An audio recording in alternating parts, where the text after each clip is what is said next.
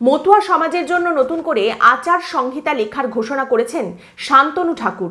সংঘাধিপতি এবং বিজেপির নেতা শান্তনু ঠাকুর এই কথা জানিয়েছেন এবং তিনি বলছেন, আমাদের মতুয়া সমাজে যে রীতিনীতি আচার রয়েছে সেই সমস্ত কিছু নিয়ে আমরা নতুন করে আমাদের সংবিধান তৈরি করব।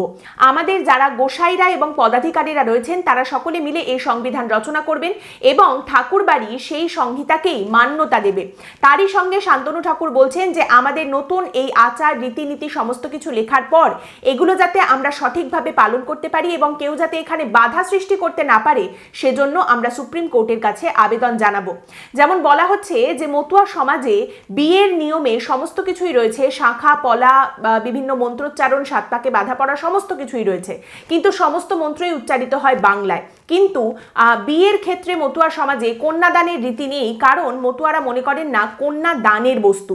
তাই এই কন্যাদানের বিষয়টা আচার সংহিতা থেকে বাদ থাকবে। তেমনি শ্রাদ্ধের ক্ষেত্রে পিণ্ডদানের বিষয়টিকেও বাদ রাখা হবে।